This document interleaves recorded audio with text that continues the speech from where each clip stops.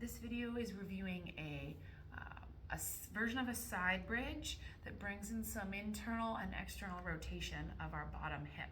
So we're going to start by laying on one side or setting up on our elbow on one side, and our hips are going to be bent and our knees are going to be bent. So hips and knees are going to come forward.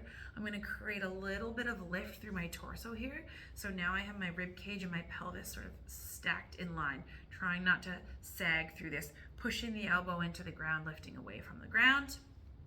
The focus is on the bottom hip here.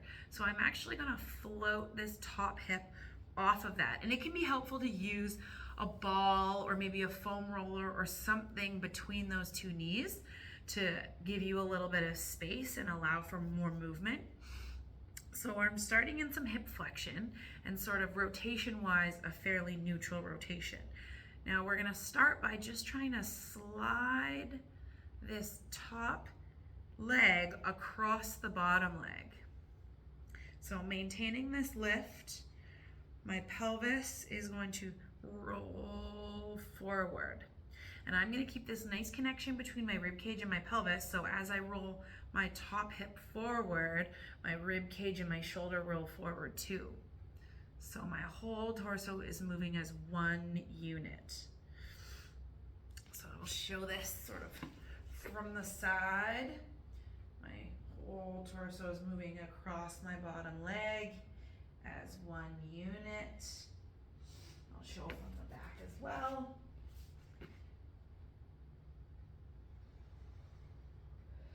So my sacrum, this bone here, is turning to face the floor and then turning to face the ceiling.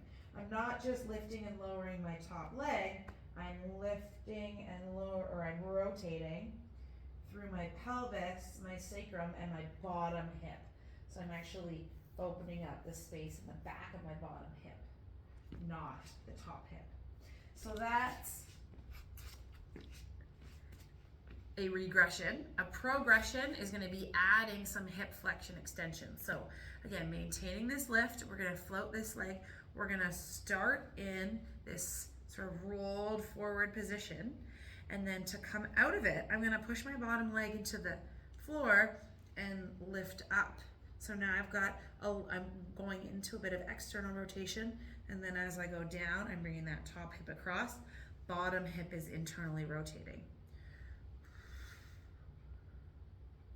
So I'm creating relative internal rotation and hip flexion at the bottom, and then hip extension and some external rotation at the top.